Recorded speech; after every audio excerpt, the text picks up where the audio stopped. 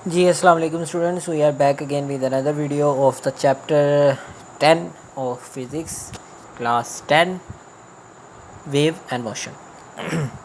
अच्छा जी, यहाँ पे अब आज हमने जो बात करनी है वो बात करनी है प्रोडक्शन ऑफ वेव्स की और टाइप ऑफ वेव्स की, और इसके साथ साथ हम मैकेनिकल वेव्स की जो दो टाइप्स हैं उसके बारे में स्टडी करेंगे। सबसे पहले प्रोडक्शन ऑफ वेव यानी वेव क्या होती है और कैसे प्रोड्यूस कर सकते हैं आप। वेव की डेफिनेशन सबसे पहले आपकी बुक के ऊपर जो लिखी हुई है उसमें लिखा हुआ है कि wave is a disturbance which produce due to the wave is a disturbance in a medium which produce due to the vibratory motion of the particle of that medium।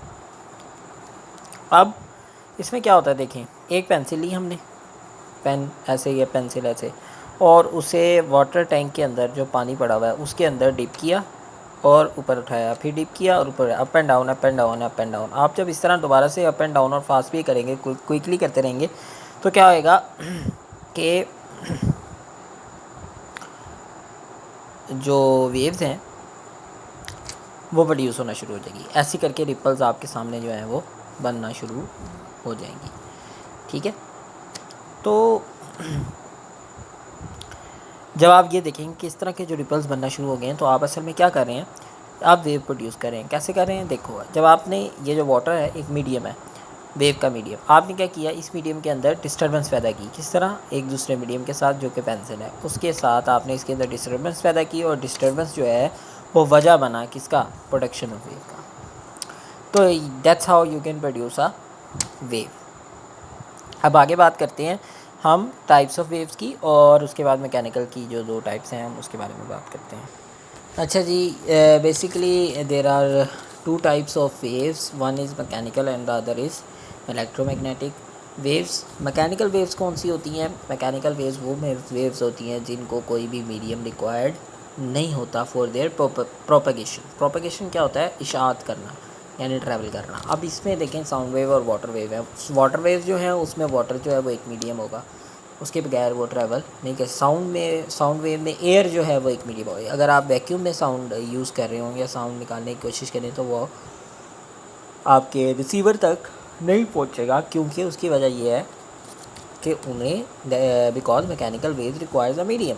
अगर मीडियम भी नहीं है तो ये प्रोपेगेट नहीं कर सकती हैं। This is the definition of mechanical waves. Electromagnetic की बात करें तो इलेक्ट्रोमैग्नेटिक एक ऐसी वेव्स होती हैं जिनको मीडियम की रिक्वायरमेंट नहीं होती फॉर देयर प्रोपेगेशन। इसमें एक्स रेज आ जाती हैं और सन रेज आ जाती हैं। तो ये हो गई टाइप्स। उसके बाद हम टाइप्स ऑफ मैकेनिकल वेव जो आपकी बुक के अंदर दिखी हैं, फर्दर दो टाइप्स डिस्क्राइब की हैं। एक को हम कहते हैं जी ट्रांसवर्स वेव्स और एक को हम कहते हैं लॉन्गिट्यूडिनल वेव्स। अब इन दोनों में क्या फ़र्क है, सबसे पहले ट्रांसफर वेव देख लेते हैं, फिर हम लॉन्गिट्यूडिनल वेव्स देख लेंगे। ट्रांसफर वेव्स क्या होती हैं, देखें, ऐसी वेव जिसमें वेव की डायरेक्शन, ये देखें वेव कैसे जा रही है, ये ऐसे जा रही है, वेव इस तरह से जा रही है। ठीक है, तो वेव की डायरेक्शन और प्रोपगेशन क्या है, ये। अब आप पार्टिकल ऑफ द मीडियम देखें तो पार्टिकल्स पहले यूँ जा रहे हैं और फिर यूँ जा रहे हैं। ये मैंने डायरेक्शन भी बनाई हुई है एरो के साथ, ये ऊपर जा रहे हैं, अब जा रहे हैं, डाउन जा रहे हैं। अगर आप देखें तो वेव की जो प्रोपगेशन है यानी वेव की जो डायरेक्शन है और पार्टिकल ऑफ द मीडियम जो है वो आपस में 90 डिग्री के आगे हैं। तो ऐसी वेव जिसमें particle of the medium and direction of motion of wave are perpendicular to each other, तो ऐसी वेव को हम कहते हैं ट्रांसवर्स वेव्स। अब इस ट्रांसवर्स वेव में दो हिस्से बनते हैं, एक होता है क्रस्ट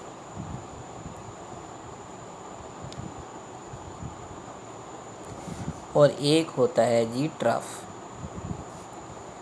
क्रस्ट और ट्रफ, क्रस्ट और ट्रफ क्या होते हैं, upper part of the wave is called crust and the lower part of the wave is called, ये जो पूरा लोअर पार्ट होगा और ये जो पूरा अपर पार्ट होगा, and the lower part is of the wave is called trough.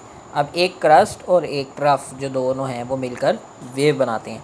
और यहाँ पे एक और भी डेफिनेशन है कि एक क्रस्ट से लेकर दूसरे क्रस्ट तक का जो फासला होगा, डिस्टेंस जो होगा, उसे हम कहते हैं वेव लेंथ, और इसे लिखते हैं लैम्डा से। किससे, लैम्डा से। ये क्या कहलाता है, wave length. Wave length means the distance between two crust और टू ट्रफ। उसके बाद हम लॉन्गिट्यूडिनल की बात करते हैं।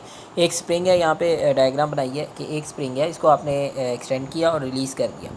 जैसे आप इसे रिलीज़ करेंगे स्प्रिंग इस तरह से मूव करना शुरू हो गया। अगर आप देखें तो इसमें direction of motion of wave यानी कि जो वेव की मोशन है वो भी इस डायरेक्शन में है, इस तरफ जा रही वेव, और पार्टिकल्स ऑफ द जो मीडियम है वो भी क्या कर रहे हैं, उसी डायरेक्शन में मूव कर रहे हैं। तो ऐसी वेव जिसमें direction of motion of wave और direction of motion of particles दोनों सेम रहे, उसे हम कहते हैं लॉन्गिट्यूडिनल वेव। ठीक है।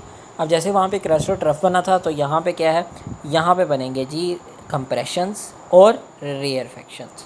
कंप्रेशंस क्या होते हैं कि जहाँ पे स्प्रिंग के लूप्स आपस में क्लोज हैं वो सारे कंप्रेशन होंगे, और जहाँ पे स्प्रिंग के जो लूप्स अवे हैं एक दूसरे से उसे हम रेयरफेक्शन कहेंगे। और वेवलेंथ क्या होगी, एक कंप्रेशन से दूसरे कंप्रेशन तक का फासला, एक रेयरफेक्शन से दूसरे रेयरफेक्शन तक का फासला जो है वो वेवलेंथ कहलाएगी लॉन्गिट्यूडनल वेव की।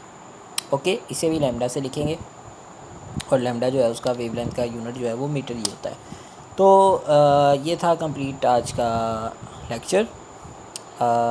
स्टे ट्यून, ताकि हम नेक्स्ट जो लेक्चर है वो जैसे ही अपलोड करें तो आप उसमें उसको भी देख सकें और समझ सकें। कोई भी क्वेश्चन अगर आपके जहन में अराइज हो तो यू कैन कॉन्टेक्ट मी और you can ask me in the comment section.